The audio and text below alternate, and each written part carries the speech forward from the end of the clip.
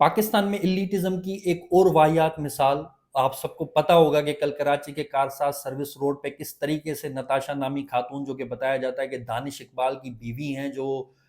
گل Ahmad energy limited کے سی ای او اور مالک ہیں، بلینئر ہیں، باہر کی سٹیزن شپس رکھتے ہیں، باہر کی کمپنیوں کو چلاتے ہیں، اور ان کی بیوی نے شراب پی کے پراڈو گاڑی میں 3 موٹر سائیکلوں اور ایک کار کو کچل دیا، اور آپ دیکھیں کہ 7 لوگ اس کا شکار ہوئے، 2 لوگ تو وہیں دم توڑ گئے، آمنہ جو کہ اقرا یونیورسٹی کی اسٹوڈنٹ بتائی جاتی ہیں اور ان کے بابا، اور اس کے علاوہ 2 لوگ آج بتائے جاتے ہیں کہ اسپتال میں وہ دم توڑ کے شدید زخمی تھے، باقی 3 لوگ اور زخمی ہیں، تو 4 لوگ اس واقعے میں جاں بحق ہو گئے۔ اور وہاں پہ آپ لوگوں کو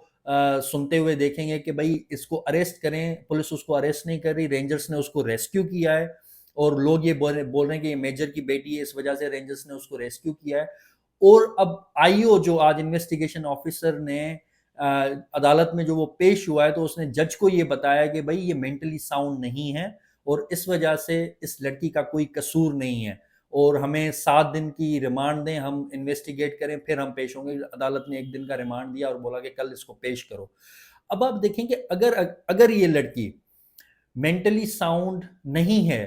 تو برٹش گورنمنٹ نے اس کو کیسے ڈرائیونگ لائسنس آتھورائز کیا؟ ٹھیک ہے، اور برطانیہ کے اندر وہ جو رہ رہی تھیں، انہوں نے برطانیہ کے اندر ایسا کوئی واقعہ کیوں نہیں کیا؟ پاکستان کے اندر آ کے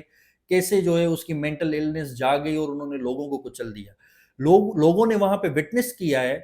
وہاں کرائم سین پہ، کہ بھئی یہ نشے میں دھت تھیں، یہ بالکل ہوش میں نہیں تھیں، ان کے منہ سے شراب کی سمیل آ رہی تھی، تو یہ ساری چیزیں وہاں پہ لوگوں نے وٹنس کی ہیں، بہت سارے لوگ جمع ہو گئے، آپ ویڈیوز میں دیکھ سکتے ہیں کس طریقے سے یہ کرائم سین وہاں پہ ڈیولپ ہوا ہے۔ اس کے علاوہ آپ اردو میڈیا کا یہاں پہ رول دیکھیں، بہت ہی بائسڈ رول، بہت ہی ریسسٹ قسم کا رول جو اردو میڈیا پلے کر رہی ہے یہاں پہ، کیونکہ وہ ایک انڈسٹریلسٹ ہیں، ان کو بچانے کے لیے، اس ایلیٹ کو بچانے کے لیے، ایلیٹ کی بیوی کو بچانے کے لیے، اس فیملی کو بچانے کے لیے، اردو میڈیا پہ آپ کو کوئی بھی ہارش نیوز اس واقعے کے حوالے سے نہیں ملے گی، بہت ہی سافٹ نیوز ہے۔ جیو نیوز سمیت جو بھی اردو چینلز ہیں بہت ہی سافٹ طریقے سے بتا رہے ہیں کہ ایک خاتون تھیں جو بتائی جا رہی ہے کہ ذہنی طور پہ ان کا توازن ٹھیک نہیں ہے، اور انہوں نے لوگوں کو کچل دیا۔ بس اگر یہ کام کوئی سندھی کرتا، اگر یہ کام کوئی بلوچ کرتا،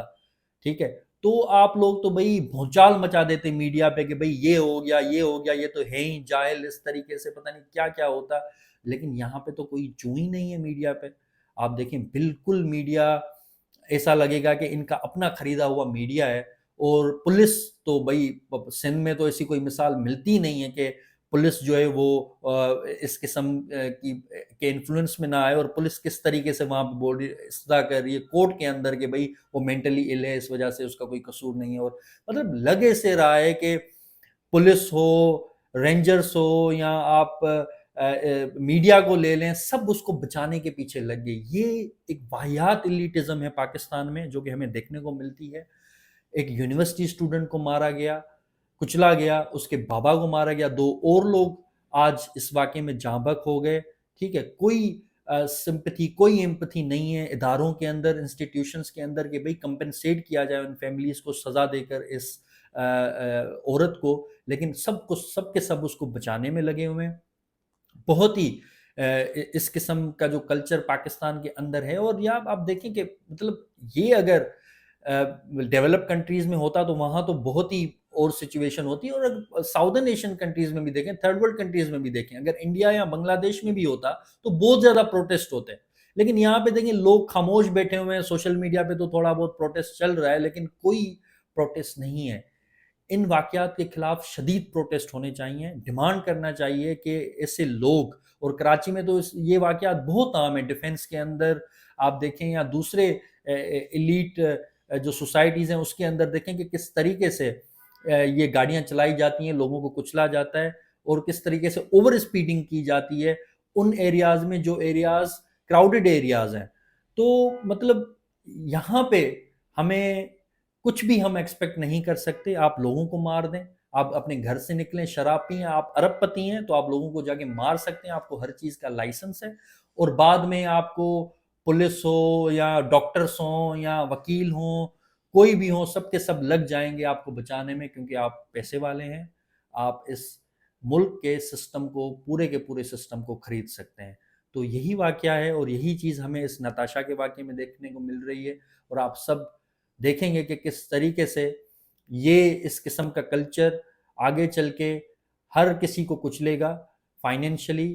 مورلی، ایموشنلی، سائیکولوجیکلی وہ ہمیں کچل رہے ہیں اور آگے بھی کچلیں گے، اور ہم اس کے بعد بھی کچھ نہیں کر پائیں گے، کیونکہ ہم ایک زندہ لاش بن چکے ہیں، یہ پوری قوم ایک زندہ لاش قوم بن چکی ہے، تو اس کے ہاتھ میں جب کچھ نہیں ہے تو اس طریقے سے ہوتا رہے گا۔